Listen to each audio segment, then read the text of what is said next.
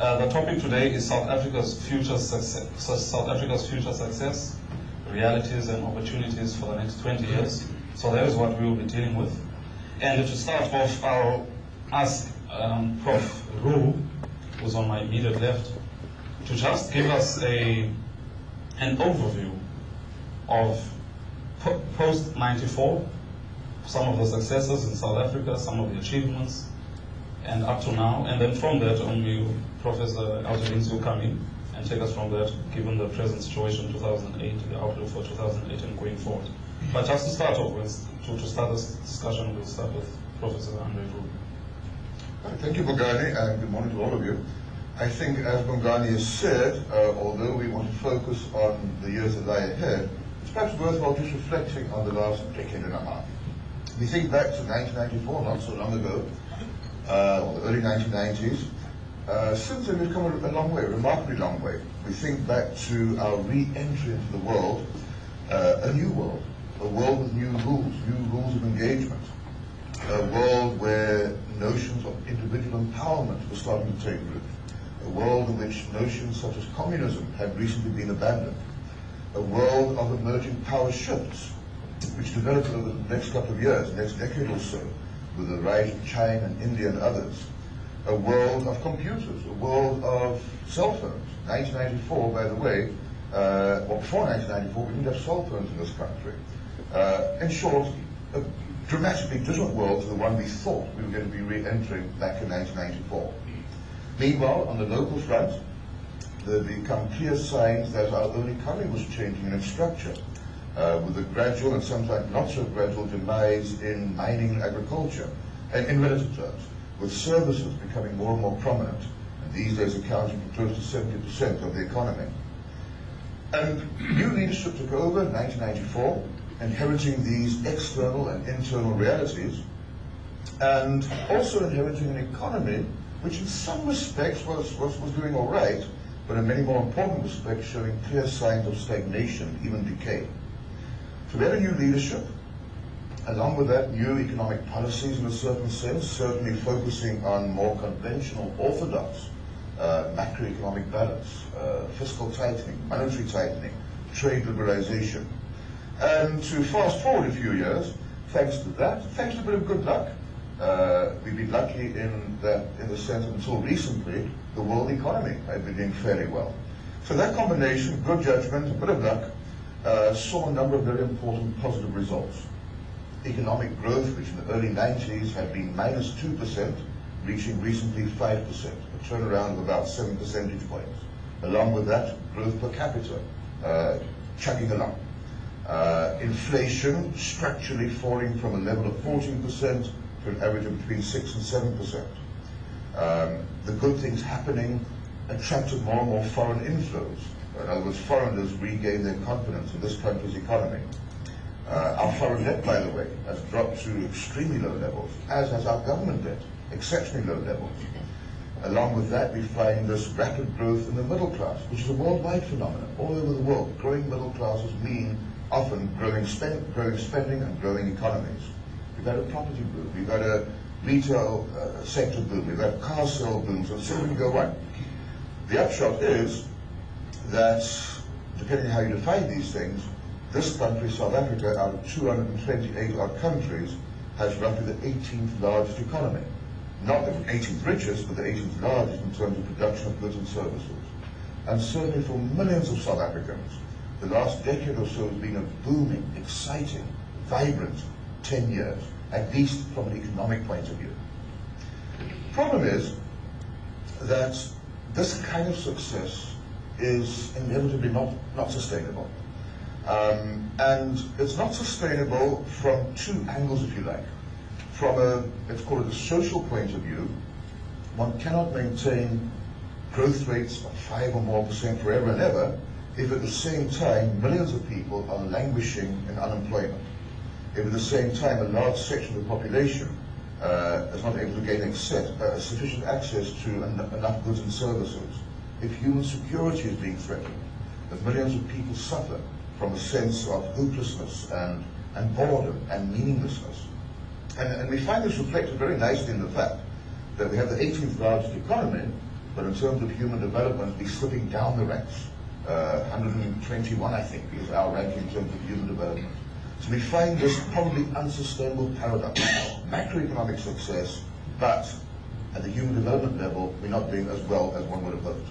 Essentially what we're saying is that this kind of success is not sustainable if the wealth gap persists, and indeed if it widens. And invariably, in these circumstances, someone's going to question the status quo. I think we saw it happening a few weeks ago. The status quo was questioned. At another level, let's say at a more macroeconomic level, it's becoming clear that the South African economy has probably, for the time being, reached some kind of ceiling. In a certain sense, it's perhaps punching above its weight. In a very basic sense, demand is exceeding supply, demand exceeding resources. The growth rate is exceeding probably the economy's long-term sustainable level. In other words, the actual output is exceeding potential output. And this something has to give. And I think we see it happening. During the course of last year, and probably this year as well, we see that something that's giving is rising prices, rising inflation, infrastructure deficits. That the economy is running away in terms of growth from the growth in infrastructure. I think since 1994, the GDP has grown by about 60%, our economic infrastructure by barely 11%. That gap is simply not sustainable. The other thing that gives is typically your balance of payments. Pressure on the balance of payments, pressure on exchange rates. And at the same time, unfortunately, these deficiencies are occurring in an economy where domestic savings are somewhat lethargic, to put it mildly. So unfortunately, it seems that too many South Africans are suffering from affluenza, not influenza, affluenza. This almost obsession, with an understandable obsession, with acquiring material goods. And unfortunately, the world's not playing ball either. And I think Alton's going to say more about this, but we see growing signs of possible growth slowdown internationally, oil prices, agri-inflation, suddenly out of the blue, food prices are rising. So it seems to me that we now, it sounds like a bit of a cliche, but we are at the cusp of the real post-1994 economic struggle. The real hard work now lies ahead. And the next decade or so is going to represent the true test of our democracy, of success and sustainability. And we can probably talk about the next 16 months or so leading up to 2009 elections. We have 2010 just around the corner, 2 years from now, World Cup 2010. 2014 is important for both symbolic and practical reasons. 2014, 20 years after the first election, but also the date that's been set for achieving certain targets, both domestically, as he said, but also internationally, the Millennium Development Goals. And then, of course, beyond 2014, beyond moving into the year 2020 and beyond. So I think to summarize, we take a look at the balance sheet of South Africa post-1994. A number of good things, a number of good, solid macroeconomic things being put into place, but still lots of unfinished business. So I think just as the introductory thoughts, I'll stop there and hand over to Elton. Yeah, thanks very much. I think, Andre, you've said it all. I must just say, from my side, thanks very much for being here. I thought, you won't be here because the president is speaking, but I now see who's more important.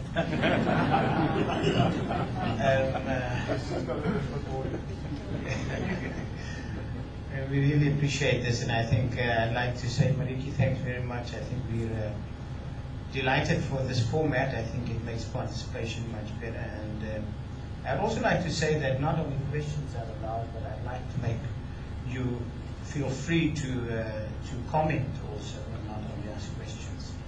But what Andre has spoken here about, reminds me of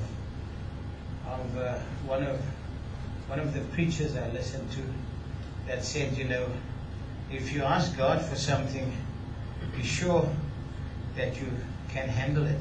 You might just get it, and then you cannot handle it. What we have craved for the last 50, 60, 70, 80 years is something that we call freedom. South Africans wanted freedom. They fought and fought and fought, and in 94 we got freedom. And we handled that pretty well for the first 5, 6, 7, 10 years, almost like our neighbor to the north. The first 10 years of that reign was magnificent. And then suddenly the second half started to wane and become more and more difficult to manage. It's not quite the same scenario, Bongani, but I'd like us to think about where we are and say to ourselves, have we managed the successes or the potential that we had as a country, liberated in a bloodless way, wonderful reconciliation in theory sometimes is said, but have we handled those freedoms with the right type of acumen? And having said that, you know, there would be some comments from your side.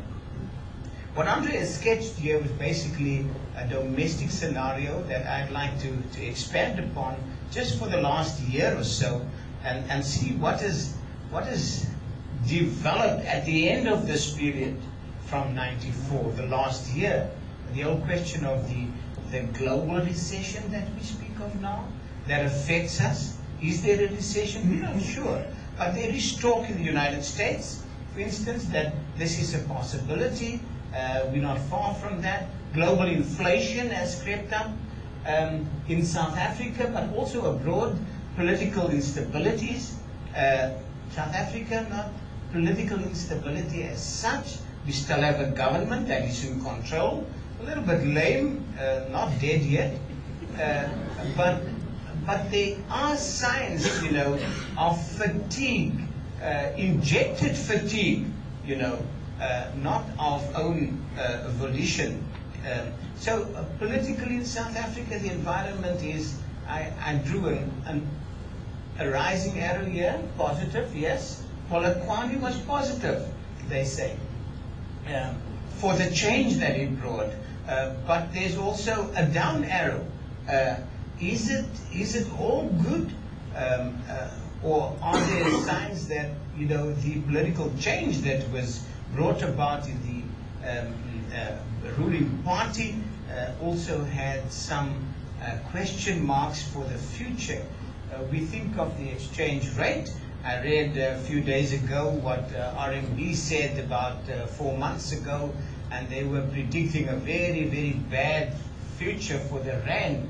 2008 would see something like 7 rands 47 as an average inflation rate. What did he do yesterday? It was something beyond 780, and fears are there. No, signs are there. Reality set in that this exchange rate might just depreciate or deteriorate to a greater extent. No question of oil prices.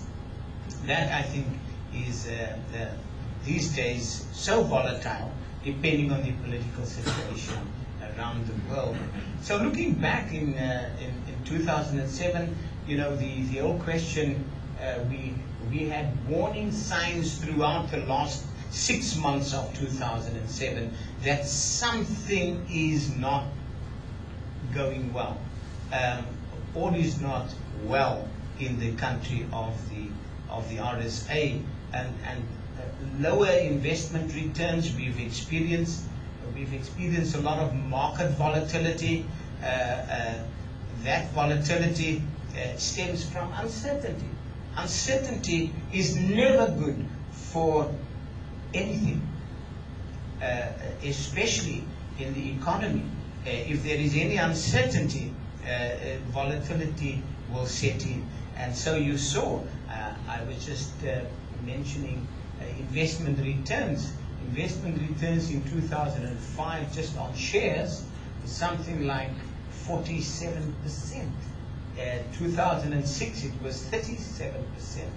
Last year it was 17%. And you take the last few months and you see that the bottom has fallen out almost. Uncertainty, volatility, all of these issues make it very, very difficult. And one of the problems that we see there for the future, the immediate future, is that these uncertainties would definitely intensify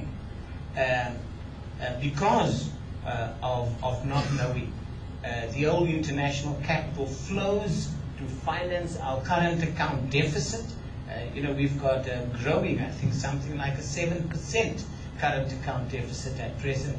This is way beyond what is regarded as normal for any developing country. That would be between 3, 4, 5% for the most. We're beyond that. And this will be determined, our capital account and the financing, because we don't have, as Andre said, enough savings domestically.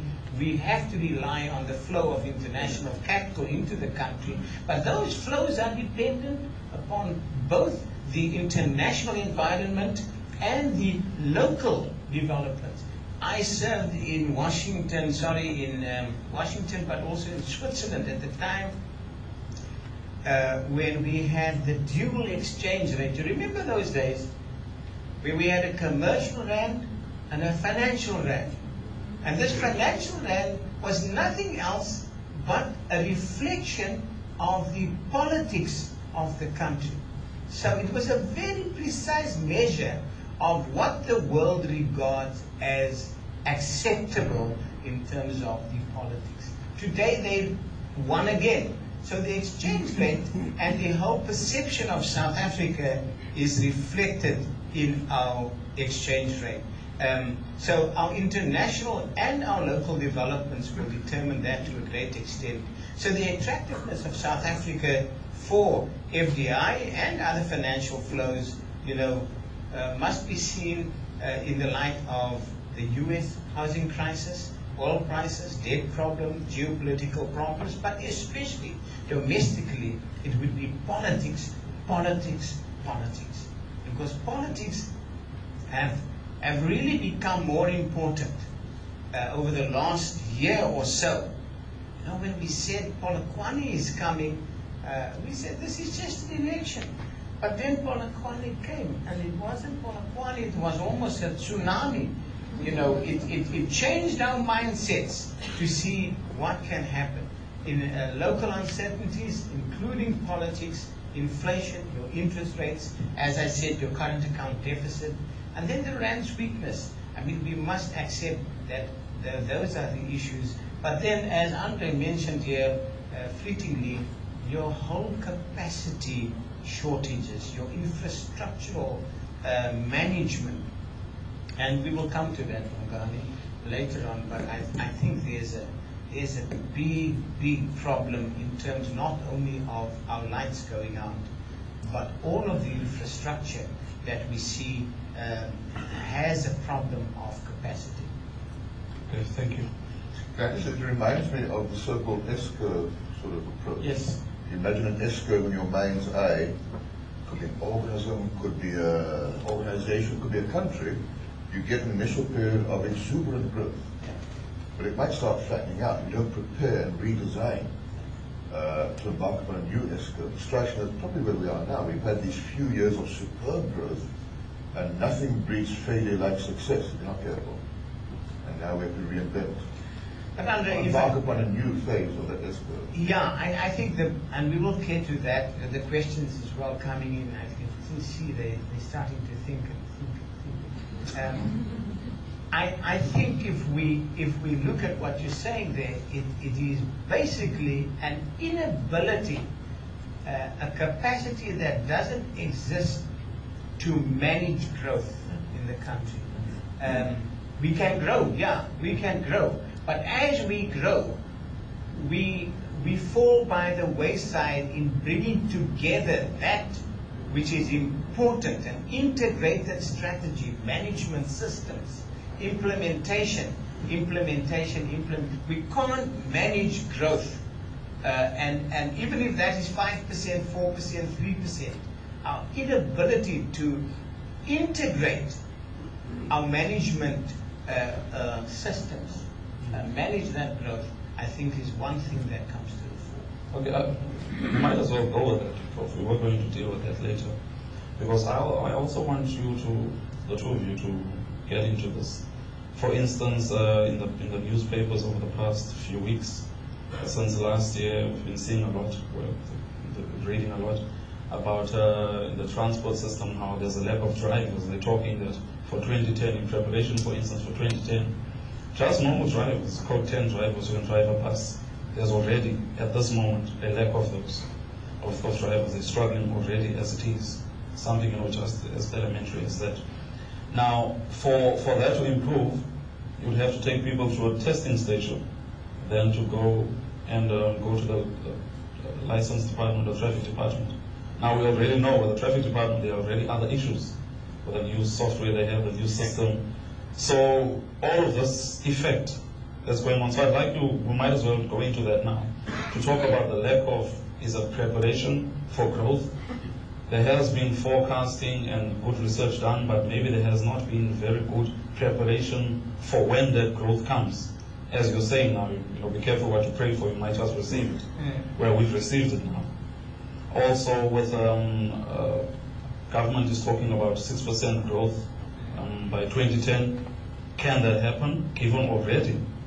I mean, we're talking about aluminium smelters coming in, that will be a tremendous drain on our energy resources, just as mines closing down, all of those things. Also skills, talking about skills as I'm referring now to the drivers. I heard someone commenting yesterday, I was speaking to that in the Western Cape, this area, there were 18 engineers. I think it is in the water works department, dams and so on, and there's one at this moment. Is that an ESCOM coming up? We might have problems with it. So anyway, both of you, would you please, let's deal with it. Is the lack of preparation, what should be done? Lack of skills, I would like us to look at that. Is it real? I mean, Jimmy Manyi says there's no really a lack of skills. Maybe it's employing those skills, they're not used efficiently or in the right way. I think, one of the problems that I definitely think that we have drifted into is priorities. Priorities in terms of broader objectives of this freedom that we got. Delivery to the poor, delivery to a section of the population that was excluded all these years, became such a priority that it actually ousted that which would deliver in terms of growth the results to empower those at the bottom of the pyramid, if you understand what I'm trying to say. Your policies of affirmative action, your policies of BEE are very well conceived, brilliant. I mean, it's classic in the way it was formulated. But we're making that a priority in place of that which we need to deliver in terms of hard economic results. Manufacturing concerns are struggling because they have this priority of affirming of BEE. So that, I think, is one of the problems one has. Skills shortages come as a result of redundancy artificially put on the table. And if you look at ESCOM, we've spoken about this is the topic of every party I go to. ESCOM. And you see, I'm at a small cement company there in Roodepoort, and we also have engineers that we struggle with to retain. And the one guy says to me, well, he heard the other night that most of our engineers in electricity sit in Australia, and in Perth the strategic meetings are held in Afrikaans.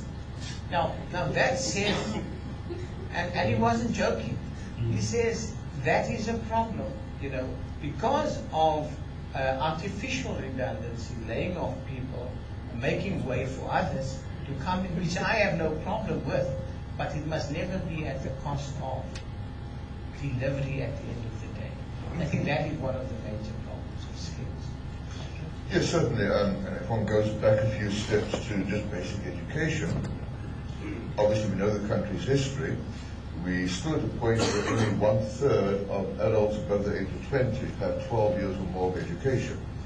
That will be addressed, and those figures are improving. But that brings us to the next point, and that is education is one thing, appropriate education, appropriate skills is another. One has to look at the quantitative dimension as well. Although more and more people are completing their schooling careers, they're not necessarily doing so in a sensible, usable fashion. At the risk of exaggerating, someone might complete matric with medieval architecture and ancient history, and I hope I'm not turning anybody's toes, but they're still unemployable. And obviously engineering, maths, science, only 1/4 of matric learners are passing science, only 1/3 are passing maths. They might have matric, doesn't mean they're doing a job. But these things one has to bear in mind are not resolved overnight. Education is an investment with a rather long gestation period. Well, somebody once said, we want 12 years of education, it takes roughly 12 years. And it goes beyond just the school system. A very recent figure is only 54% of 18-year-olds are currently in grade 12. Where the rest are, I don't know. They're either getting there, or they try to be there, and they fail to be there. But certainly the two go hand in hand, the whole capacity constraint, the infrastructure, the electricity, the engineering, you name it. The two certainly go hand in hand. There can be no doubt about that. But I want to just leave you with the thought of appropriate skills, appropriate education, not just any old education. So we have a people management or talent management problem. Yes. Yes. Absolutely, and just taking that point further, I mean, if you look at this romanticism with university education, I'm at a university, I don't want to put any university down, but not all of the students are university caliber. And also the demand is not necessarily there, as you said, the types of majors that students take, but also university education as against vocational training. I mean, if any one of us has gone to do a little bit of an addition to a house, ask me. It is a difficult task. You just don't get the stuff done. People are not able to do the type of artisan work that they used to, because we have lacked in really getting people to do the right things, appropriate skilling, appropriate training, and I think that is one of our major bottlenecks, that we can't build houses without having to repair them in Delft or anywhere with 30 million rands in 5 years' time. And this is the psychosis that we find ourselves. That's really difficult. Yeah, well, the average age of artisans now is 54. It's a dying breed. Dinosaurs. It again talks the story of appropriate. What is a bricklayer? The kids will ask us. Show us a bricklayer. Exactly, but that's exactly the point again. Appropriate skills isn't just university degrees, but as artisans, as builders. And I said the average age is 54. That needs to be addressed. We need to convince people that being a bricklayer or a plumber is not an inferior vocation. It's an important vocation. So I see a hand over there, I think. Yeah, I will go to that end, but on that, I saw at Siva University, the free education university, is talking about how they're struggling to retain students at university, which is, I imagine, a thing all universities are dealing with. And they're proposing that government should introduce a payment to pay, sort of a grant to pay the students to be at university. So I don't know about that. And also I think, is it a psychological thing? Because, for instance, in our community, there is no way you can have an ambition to be a bricklayer. There's no way. Your ambition is to have a degree, to go to a university and so on. Especially now that it's been opened. Prof, you talked about affluenza. That is a thing, because if for a long time you've not been exposed to something and now suddenly it is open. So it's a mindset change that we need to embark on, but I think, it's one of those problems that you can't, as Andre says, we can't solve it within a day or two. But we must start working on those things, and there must be, the CETAs. And our government is very good at developing institutions, beautiful institutions, appropriate institutions, but somehow they lose their way. SETAs is one of them, you know, where you have a beautiful concept of all the corporates, all the enterprises making contributions towards the training in that area that they find themselves in industry. And but that thing has fallen by the wayside. And what I would like to see is in this new government, in the new budget, that there comes a type of new SETA to just mop up these young people, mop up the unemployed, and train them, basically, not this huge high-level training, but very basic training. Because I think the returns to education at that level is much higher than tertiary education returns. Apprenticeships and things like that. And then, Bongani, if I may say, you know, one of the issues that I find very difficult is the study of a subject like economics. Now, I'm not, trying to force people into economic studies. But if you look at one of our big problems in solving our electricity, our management of growth that we said, those problems, it is because people do not understand basic economics. Not only people, but in big corporates we have economists. We have economists in big banks. But, you know, the economist has, and perhaps that's the wrong label, not necessarily an economist, but someone that can do the planning, that can see how things integrate along the way. If you look at all of these departments, housing department, your education department, your health department, you know, at the time that I was an undergraduate, you do all of these things, labor economics, your economics of health, your economics of education, and all of these things would be positioned within all of these departments to assist in the planning, to see how these things, the growth in numbers of houses, the need for housing, the demand for housing, how that needs to be catered for in the future. We don't have that. Show me each of these, any of these departments in government that has economics desks or departments helping in the planning towards an integrated solution at the end of the day. So skills, yes, and skills at this level, the artisan level, but also at the sophisticated engineering, economist, and whatever levels. Talking about economics, electricity, as you know, in this country is exceptionally cheap, and it's scarce. As an economist, you can't use those two words in the same sentence. Cheap and scarce. What are the problems? Well, this is basically, if they had an economics department that was worth the name, I would say they would have shouted out loud from the hilltop, so to speak, to say there's an engine coming and we're on this rail. We better get out of the race. I saw there's a question there. We'll open now for questions or comments. The statement made earlier on about the development of skills. As a developing leader myself, I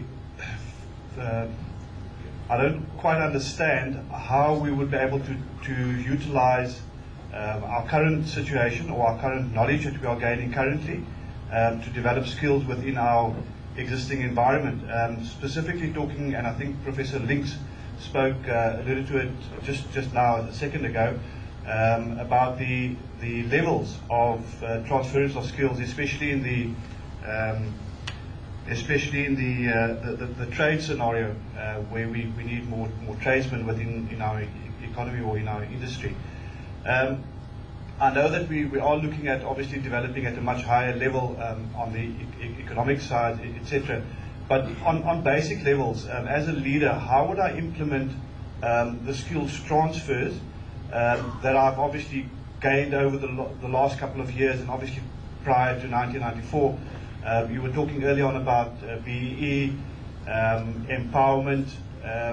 My view basically is succession planning is lacking sincerely throughout. How could we incorporate that within our strategies going forward as leaders? Particularly being very resilient in is this taking hands. You know, we were all shouting and pointing fingers when this whole electricity thing came out. It wasn't long for us to say, guys, let's sit down, let's get solutions to this problem. We can't just blame and point fingers. And soon the private sector, the captains of industry got together and they started to plan on how this very big deficit in planning should be obviated for the future or addressed in the future. And I think that is where your question would be answered by private sector solutions rather than waiting for government. We've got this gap.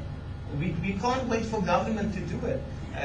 Again, taking the little cement factory that we have is to try and get artisans trained for our industry, the cement industry. And we will put together, and I think PPC does the same thing, a training center for artisans in that industry. And each of these industries, I think, does that type of thing. We will soon be out of that problem area. So it's not a government-oriented thing. It is a question. I was at a little insurance company as well called Santam at some stage. And we had a little project that we actually wanted the smaller guys to come in to do the small jobs. And we created the Bucky project, where a little Bucky would be donated to a few artisans, and they would get little jobs up to 5,000 rands. And in the vicinity of Cape Town, you'd have 20 of those guys with a yellow Bucky. We serve you, Santam, you know, a little bit of marketing as well. But that would encourage these people to get into the mainstream. Training, I think, in that respect is very important. Can I add to that? And starting, well, taking first a global view, the world of work, the world of employment. I mean, we can almost say gone are the days that most people find a job with a big, large organization.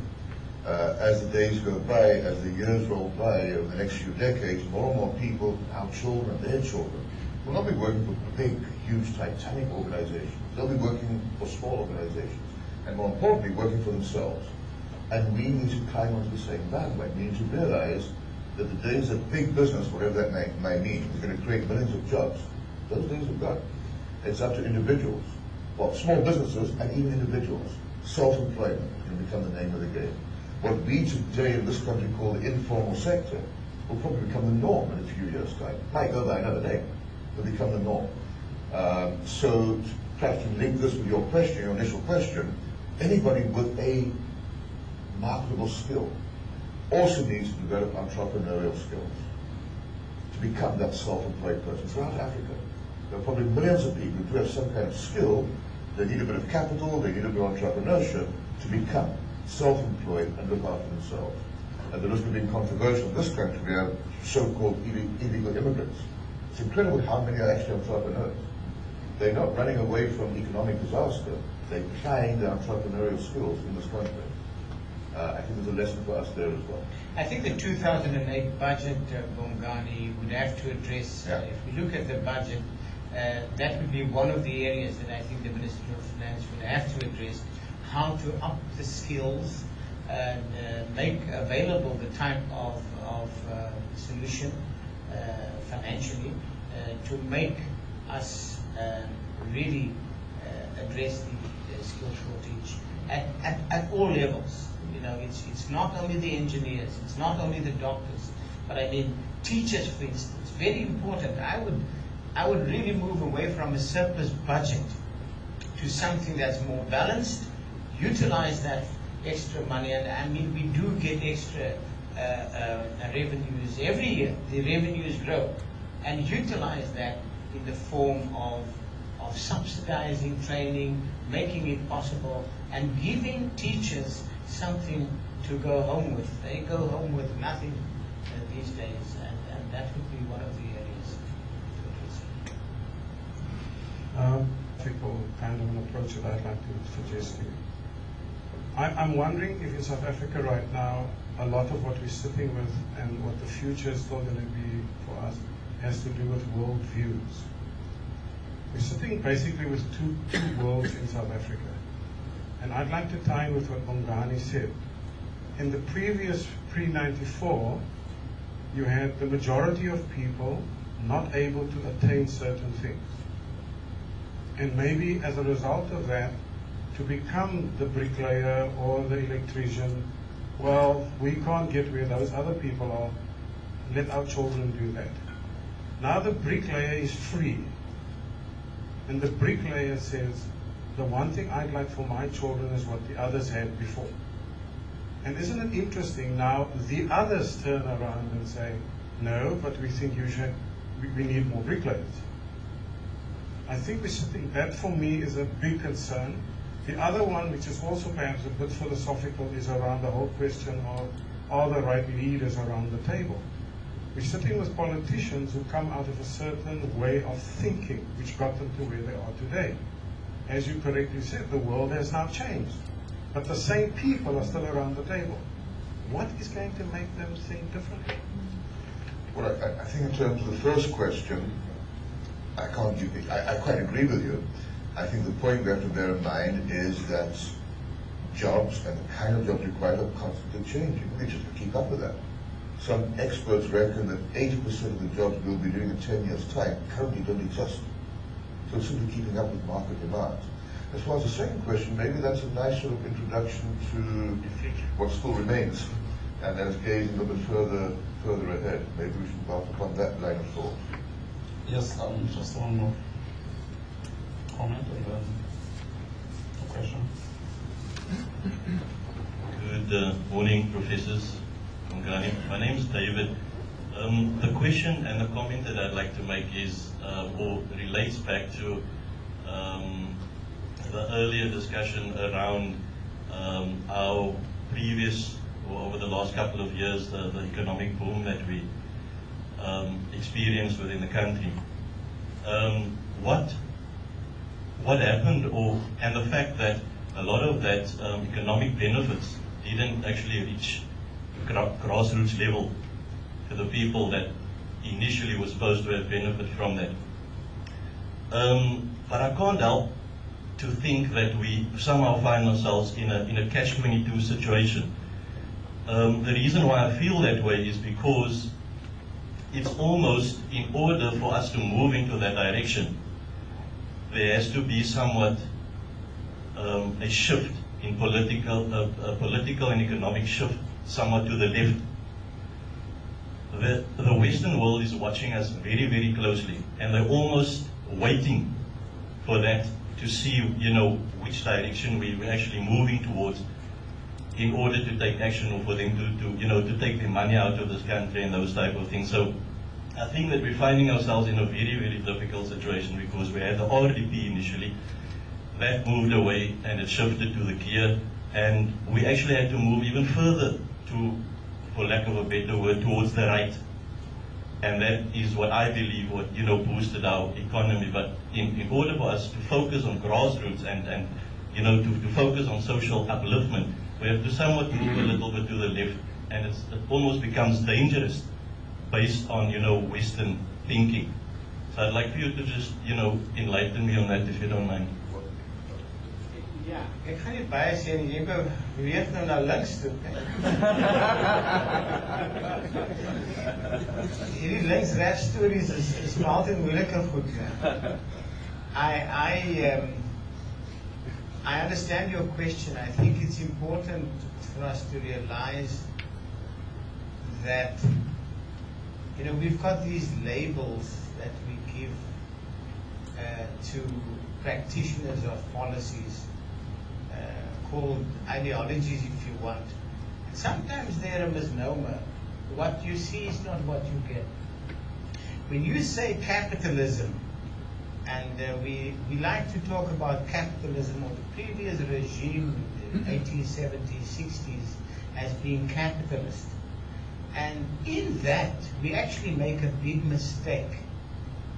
because those policies weren't capitalist. They weren't market-led policies to the extent that people believed it. They were more socialist, if I can use that term again. But because they were termed capitalist, Andre, whoever, and this comes to your point as well, the newcomers in government says, or the people supporting the new government say, there's one thing we don't want, is what we had, because that made us suffer the way we suffered. We want to move away from the past, away from capitalism, to that view that we say is a little bit more left. And I think we have the wrong labels. If we did not have that label, we would have been able to prescribe much more precisely.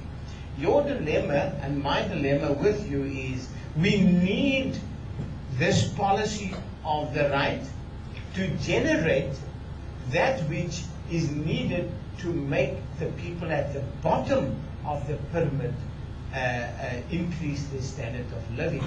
And how you sell that, how you do that, is a challenge. Because leadership also, if you look at the South African leadership today, you know, I don't have a problem with them in the political arena, and the newcomers as well. I think it was a breath of fresh air. The problem is, again, if you look at what the trade unionists and the communists, as part of that political grouping, say, you might get a little bit dismayed because they're moving too far to the other side in trying to deliver to the constituency. And I would want to say it's a much simpler problem of when you are in a position of leadership politically, you must implement, deliver. The institutions are there, but you must deliver. I hope there are no press here, but I was at a meeting yesterday. Yesterday? No. It was Wednesday. Yes, Wednesday. Where we met, I'm the president of the Afrikaans Handelsinstituut, and you know these four chambers have got CHAMSA as the South African Chambers of Commerce umbrella organization. Our CHAMSA, and then there's a BUSA, Business Unity South Africa. The president of our organization, CHAMSA, is a man by the name of Matthew Sposa, whom you might know. And he was a president before me of the AHI, but he's now president of CHAMSA. Andre? And BUSA has got the mine magnate, Motsepe Patrice. So they wanted to discuss with us as CHAMSA some of the relational issues. So they called a meeting together. Long story short, we were there, and on their side, there was only the CEO and the COO and I don't know what else. But there were three officials. No president, no deputy president, and our president, Mr. Matthew Sposa, was sitting there with four chambers, all the presidents sitting there. I come from Cape Town. And when he started off, he said, I take a great exception to the insult that your president is dishing out to us. I'm saying this in confidence, if there's such a thing in such a meeting. But the point he was making is, you taking us for a ride, and I'm stopping that right here. You tell your president, Mr. Motsepe, that we are not delighted by this insult. And this meeting is closed right here. Next, you go back to Cape Town. The fact of the matter is, that is what has been lacking in implementation. That has been lacking in this casual, no, I can't go. The man was at the parliament as an excuse. Mr. Xhosa said, but I need to be there, but I said I'm not going to be there because I want to be at this meeting. Now, I think that is the type of approach that we need. Practical implementation. This is the rule of the game. Let's do it and we will deliver, whether that is the left or the right. It's a simple model. The right can deliver and the left will distribute in terms of a growth that is generated. Can I come in, Prof? Can I just quickly say? Oh, okay. You can't attack me. 2 minutes. We're on the same side here. I was also at a meeting yesterday, but that was ESCOM, so I won't quote any story. I think linking up that question and that of Basil a bit earlier about leadership, I mean, what we need to realize is that the next leadership is faced with a very interesting but doable challenge, and that is balancing the imperative of this need for global competition, global competitiveness, but balancing that with the domestic demand for equality. And doing so whilst consolidating our democracy without jeopardizing democratic institutions such as the Reserve Bank, such as the Auditor General, such as the Public Prosecutor. And doing so without alienating and demotivating skilled labor and investors. And along the way also restoring, what should we call it, the moral fiber of society. So whether you want to talk about left, you know, the Japanese say, so they reckon, if you ask them, what kind of economic system do you have? The answer they say is, I don't know, I don't care as long as it works. Yeah. Maybe we do need to move away from these isms and find one that works for this country. But I think that's the leadership challenge, Basil, coming back to your question as well. This balancing act, this trade-off story. Okay. I would like to comment on that as well, and the questions is, I think there's also a challenge in terms of integration, as you were referring to earlier. For instance, if you look at big corporates, and you're a black person, you work in a big corporate, you've got another friend who speaks Xhosa, and you send them an email in Xhosa. That email won't go through because there's a mail marshal who's dealing with it. Now this seems like a small thing, but talking about a philosophical thing, how am I then supposed to be welcome here? You understand? And you're talking about the flight of skills, BEE, and all of that. So it seems to me that corporates, yes, government is not doing their part, but also corporates. Are corporates doing enough? Are they coming to the party, or are they just obeying, the letter of, of the law? Are they coming to the party in terms of doing everything to accommodate this new way of doing business, or is it the business? Bongani, mine is again very simple philosophy. The point of departure is basically, if you look at South African corporates over the last 10, 15 years, they've been under the hammer. I mean, they've been slaughtered because they have to comply with A, B, C, D, E. They have to, they're taxed as well, not that they shouldn't be taxed. But I mean, these are all the things, and some of the things you must bear in mind normally falls in the purview, responsibility area of government that has been shifted onto corporates. And corporates have done a lot out of their own volition as well to try and steer this country into the right path. So if you ask me, corporates, and as I say, I was associated with Santam, there's a lot that is being done in just educating the populace because of the change that has occurred in terms of managing diversity, doing the CSI thing. These charters, I mean, they are heavy. This is a heavy load on corporates, and sometimes we look to corporates to do almost too much. And if I may link this to what we should also be discussing, is our competitiveness worldwide. That is one of the areas that we find that the guy outside has a number of countries that he can take his foreign direct investment to. And he observes all of these as attractive or not so attractive or least attractive. If we clamor on this corporate animal to the extent that those guys outside say, listen, if you go to South Africa, you have to deal with A, B, C, D, E.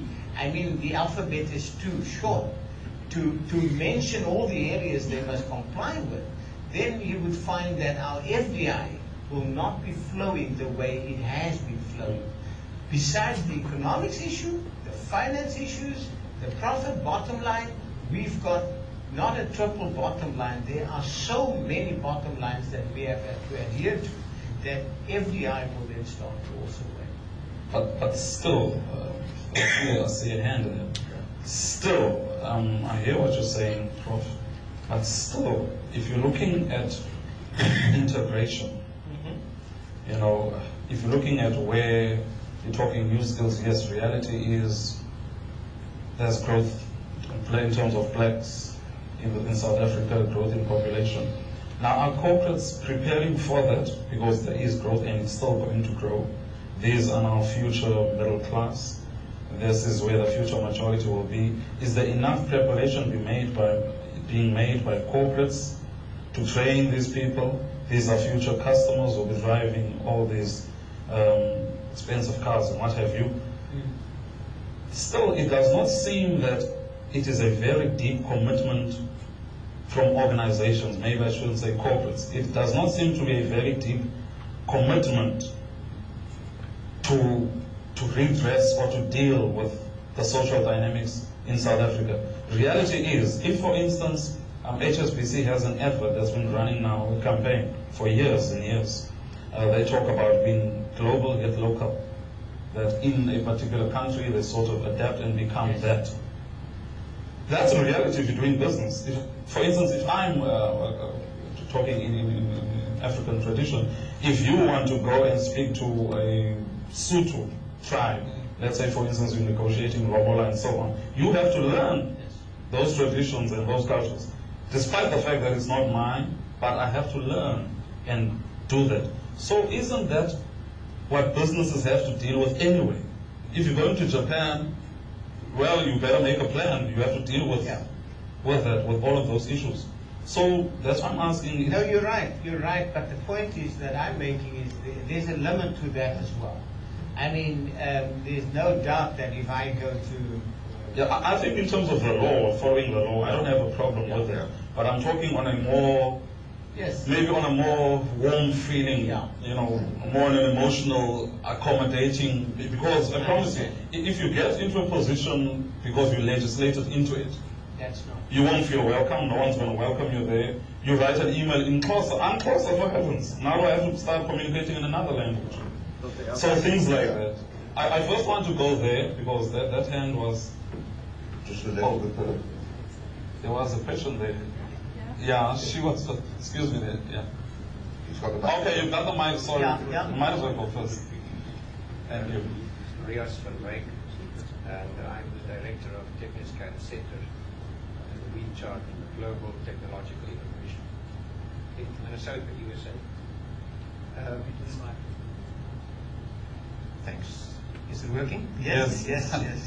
First of all, a word of appreciation for what we hear today. It's a tremendous facility to have an Institute for Futures Research and this sort of debate taking place. It's pretty unique. And I think it gives us a basis to get involved, and it gives us a basis to think ahead. The one thing that strikes one is this notion that we had in the Navy of zero visibility. Zero visibility doesn't mean you don't see. It means you see when it's too late. So what we all are trying to do now is getting to positive visibility, isn't that so? That's what we're trying to do. And the question came up earlier, so what must we be doing?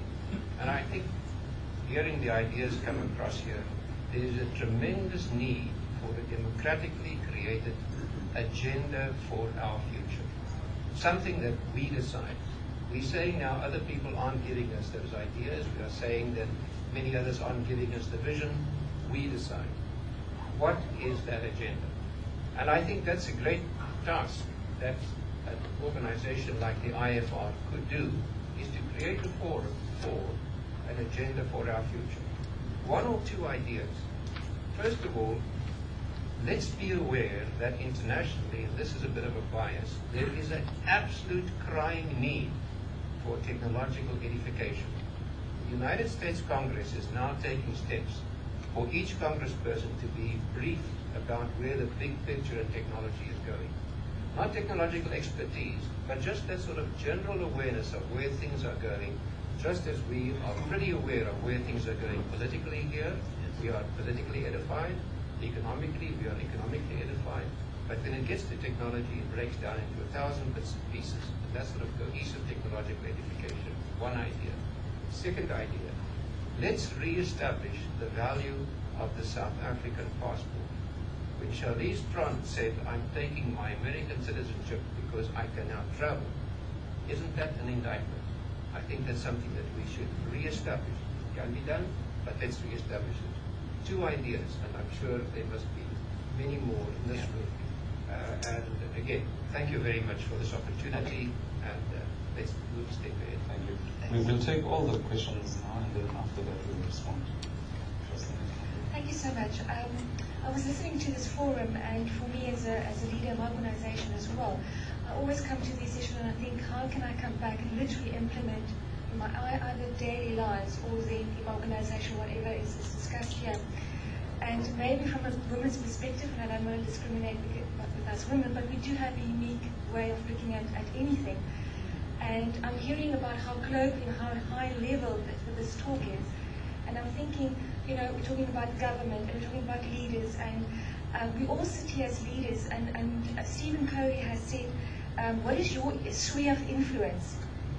And for me, it's about what can we, as leaders in this room today, we talk about people that don't have skills, we talk about people that are not proud of what they're doing. But if I walk out of here, will I go and empower my gardener, his son, to be a bricklayer, to be proud of that work? Am I proud of the work that I'm doing? We talk about, you know, lots of things, but are we saying the work ethic? Isn't that the issues that we need to discuss and say, as a leader, am I proud of what I'm doing? Am I proud of the people that work for me, what they're doing? And am I enabling them and empowering them to feel proud? My household, does she feel she's doing something that is really adding value to her life and to who else's life? And I think as a leader, we need to maybe think high level, but sometimes just drop down and say, I can make a difference by empowering my gardener's son to be a proud bricklayer as such. And maybe that's something we can talk about next time, is the practical stuff as leaders, to say, yes, we are leaders, but we need the practical stuff also. Thank you. That question. Maybe from a marketing point of view, while we're getting the next question, how you can deal with that bricklayer situation is, instead of employing a black bricklayer, employ a white bricklayer.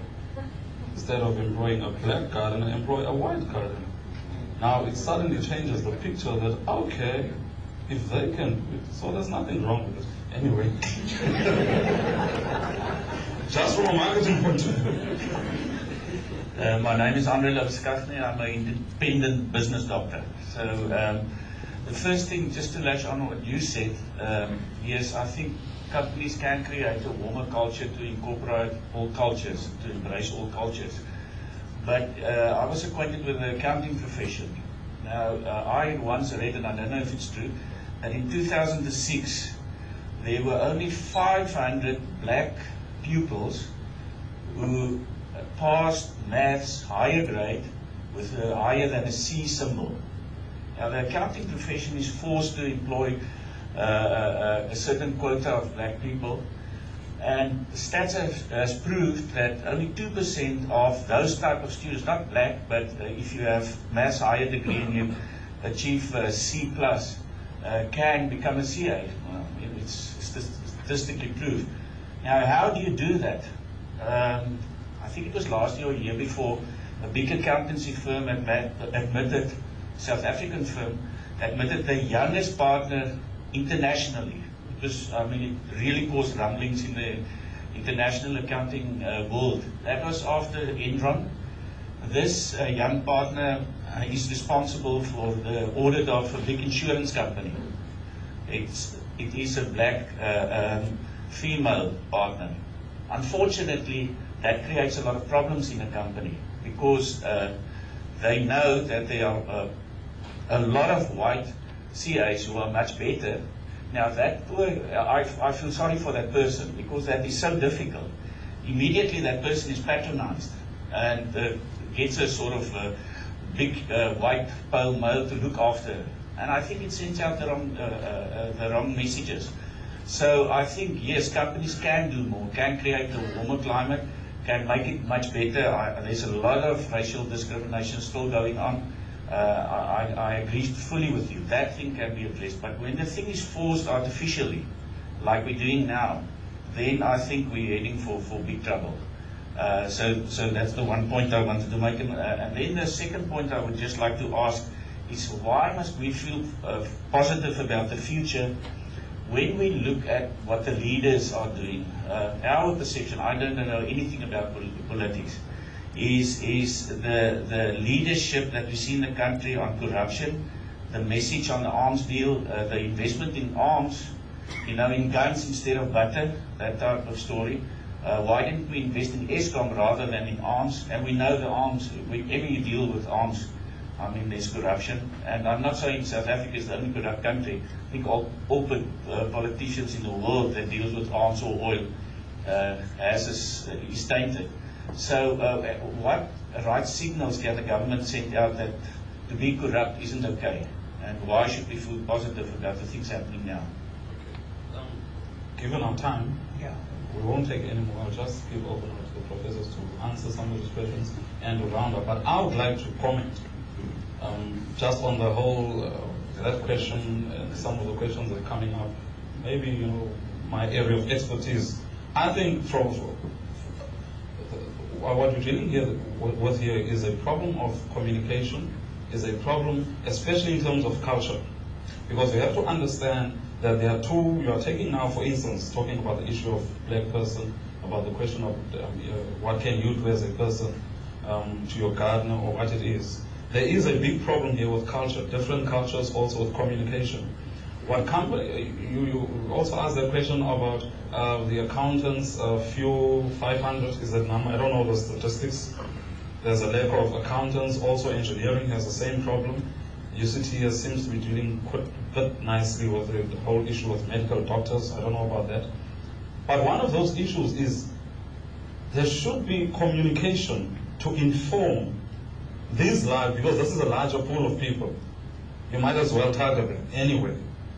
It just is not feasible to ignore this big chunk of the population and to concentrate on a smaller population. You might as well be doing something about it anyway. It's not going away, unless there's a genocide or something. It's not going away. So there should be more communication by companies, by corporates, by whoever, everyone who's concerned, to inform this pool, talking about black people, about this, more avenues opening in terms of accounting, more training, also in schools. It takes 12 years, you said roughly, to get 12 years of education. So more should be done from that very low level. No, I think I agree with that. I would like to say those 2 points that were mentioned there, and also the other point by the lady. I think that is going to be taken into account in mapping the future. But perhaps in the few minutes that we've got left, Bongani, shouldn't we just get some idea of the stretch of land ahead of us, the stretch of time ahead of us? And when we look at that, the present period is a period of substantial noise. There's a lot of noise between now, I would say Polokwane, and say 2009. That period is punctuated by, as I said earlier, uncertainty and volatility. And what you read in the papers, I mean, these days, the papers, half of them are full of this kind of noise, speculative noise. And perhaps, Andre, if you were to give us, as a futurist, you've got the little crystal ball, right?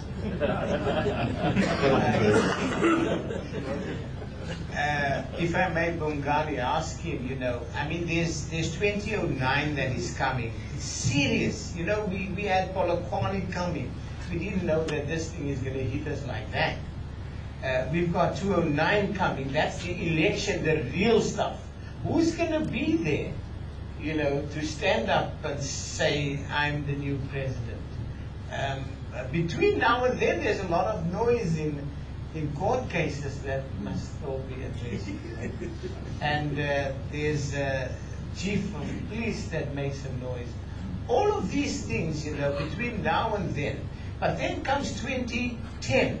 Are we still as enthusiastic about 2010 as we were at one stage? Is it still the type of thing that will bring us to our feet in more ways than one? Despite Bafana. We've got a lot of noise in cricket these days. Arons is also making his muscles flex, the boss there. So there's a lot of things happening between now and 29. But then 2010, as I say, and then 2014, as you mentioned, Andre, a very important 20 years after democracy. What can we show? That's one generation. But even in 2014, there'll be new guys in the workplace that weren't there in 1994. All of these things, perhaps if you can summarize that, I have some thoughts, but... Okay. Summarize in how long?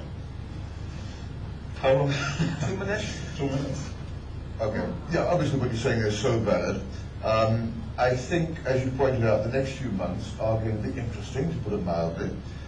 We do have this political noise, this uncertainty, the whole question of confidence.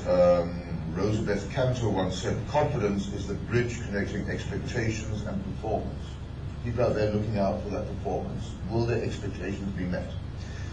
But I think also linking to a comment made earlier, towards the middle of last December, many of us probably said goodbye, went on holiday, spent time with the family, came back 3 or 4 weeks later, and the first Monday of the new year was a totally different world. Totally different world, both globally and domestically. New leadership here, power failures internationally, global recession. Some things have changed. But the risk there is, thinking about the long-term future, we get caught up in, or our perceptions are molded by the immediate. I've got a wonderful Latin little expression here, vaticinium ex eventu, prophecy from the event.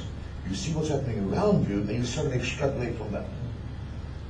So we see all the doom and gloom around us now, and we assume that kind of doom and gloom will persist forever and ever. It may be the case, but it needn't be the case. So looking beyond this noise, and things could pan out in different ways in the next few months, obviously, as you already pointed out, new leadership. I mean, that's certain. Who the new person will be, we don't know, but new leadership, undoubtedly.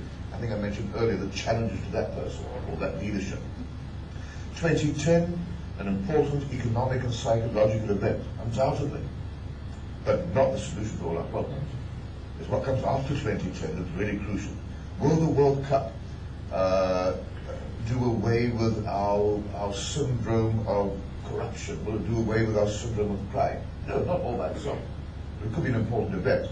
And interestingly, we could find that new leadership coming in a turbulent world, that to some extent 2010 might neutralize some of the negativities.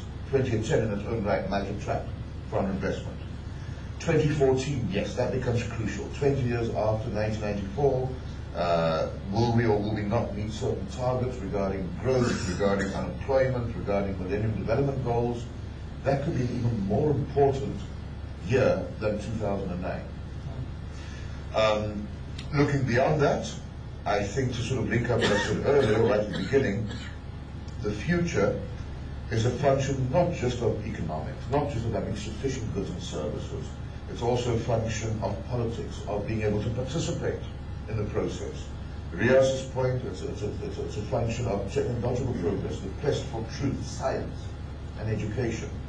Those three are fairly easy to talk about and to mention, but there are some more.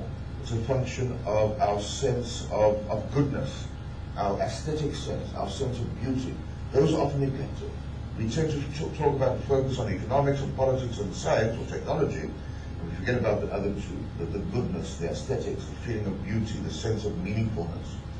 And if I link that up with the earlier comment about, what we do in our own individual lives, I think the point is that it's up to us to create the future we want. People often ask me, okay, you're a futurist, so what does the future hold for us? My answer is invariably, what do you want it to be like? What do you want it to be like? It's up to us to a large extent. Yes, government has to enable. Businesses does this, businesses do this and that. But ultimately, the future is a result of our collective actions, which may or may not be positive. Hopefully they are. We must not recede into a syndrome of, what should we call it, que sera, sera. What will be, will be. That's fatalistic. Don't allow events to overwhelm you. Nor should we adopt the NIMBY approach. Not in my backyard. Change won't affect me. I'm big and strong and powerful. You poor suckers, you'll be affected, but not me. That's all the thing. We need to think about these things, the vision that Duriel spoke about. And maybe that's one of the final characteristics we need of leadership. And it's a cliche, but longer-term planning. I sometimes fear, and I pick it up speaking to government officials, that everything's focused on 2014. Now 2014 is 6 years down the road. It's almost upon us. We need to think beyond 2014, 2020, 2025, 2030. Namibia has a vision 2020. Tanzania has a vision 2025, I think it is. We don't. We don't know that. So, to conclude perhaps, the words of Elder Jacquard, the very essence of man is being aware that tomorrow will exist. Okay, it's probably a few years old. The very essence of human beings is being aware that tomorrow will exist. Just think about that. Tomorrow will exist. It's up to us to decide what that tomorrow will look like.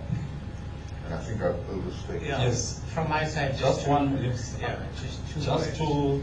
two words. practical I words. think, if one looks at the future, one would want to take heart that the change takes place in South Africa for the sake of change.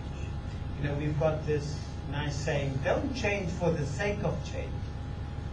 In my experience, it is many times very appropriate to change for the sake of change. After 10 years, even though he is good, have a change of a president. The United States come to mind, and when we look at that, we've got two candidates in the Democratic election race. One great in policy, she's beautiful as well. She's got, it's actually two presidents running for one position. We've got her with her policies and the wonderful pragmatism. But then we have the other guy with a heart. The eloquent speaker, the guy who's considerate, not strong on policy up there, but he attracts because of his heart approach. And I think if I want to end, I would like to say I trust that in this new dispensation that takes the heart for the people down there, but doesn't lose the policy that we've had over the past few years, and build on that. And with this type of participatory involvement, I think I see the future as very positive. Thank you. In conclusion, thank you very much. I think what's coming out here is we need to plan for the growth and not just see it. We need to plan for it and put in structures and systems and capacity and skills and all of those in preparation for it. Thank you very much, ladies and gentlemen. Thank you to Prof. Roux, Prof. Elder Links. Thank you to Marichi, to the university as well. As we said, this is a different format to the usual leaders angle. And I hear comments that should be done more regularly in Marichi. We should have a think tank around this. Yeah. Thank you very much for coming. And we've not kept you long. We've right on schedule. Thank you very much, ladies and gentlemen. Just from our side, a big thank you to all of you. Thank you for your support of this event. we'd like some feedback on whether you like this format to continue. But thank you very much for your Friday morning, and we invite you to stay a little bit longer for refreshments. And then on behalf of, I'm saying this on behalf of the University of Stellenbosch Business School, of our partners, USB Executive Development, our company within the business school, of the Institute of Futures Research, and then our Alumni Association as well. And then, most importantly, our sponsor, FinWeek. Thank you very much for coming, and then it's my pleasure to say thank you to the 3 panelists, our host, Bongani. Without you, we can't do this. This is the second time you're doing this for us. Thank you very much for your role in this event this morning.